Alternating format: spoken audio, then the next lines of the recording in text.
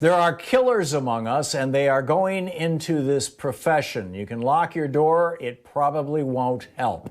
Check this out. Leave your comments, ding the bell, share it with your friends, and subscribe to our channel. Rant number 2 for the day is about killer cops, and I'm serious about this.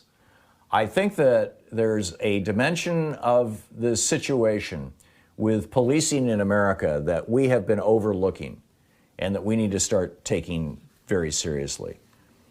The story has now come out that as Rayshard Brooks lay on the pavement with 2 bullets in his back, one of the cops came over and kicked him and said, "I got him."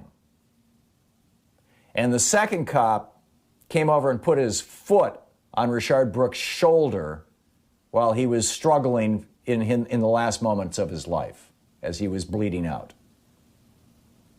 Like a trophy hunter. "I bagged one." First guy says, "I got him." Second guy puts his foot on Brooks's shoulder.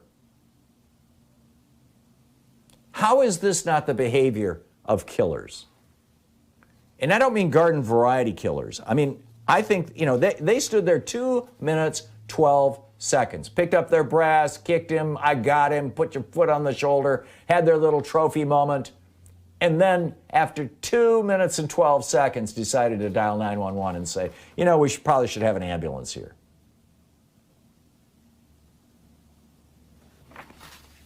So what does this tell us?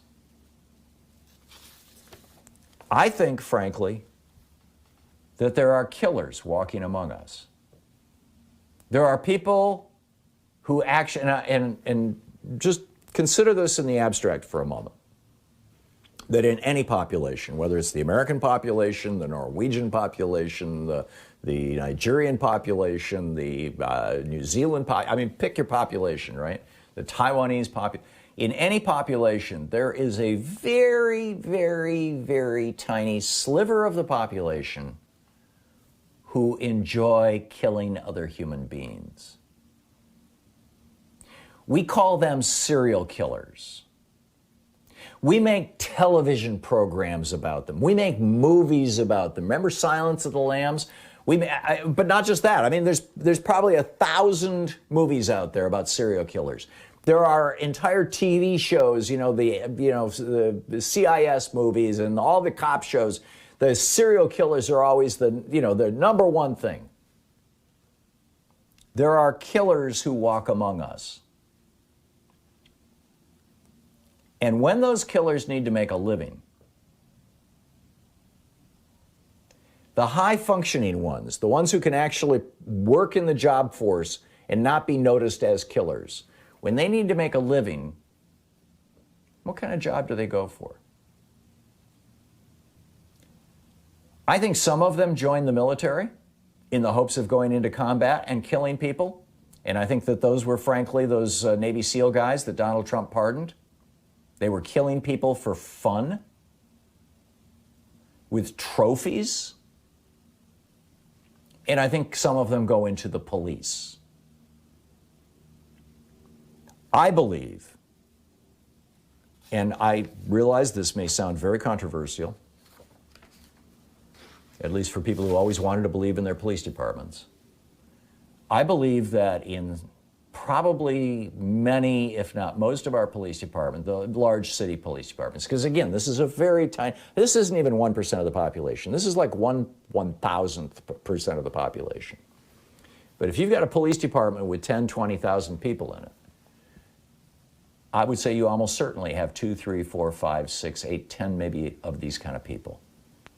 People who are killers. And I mean that not in the good sense of the word, it's bizarre that even in our society, like Donald Trump saying, these banksters are killers, right? They're like, if it's a good thing. No.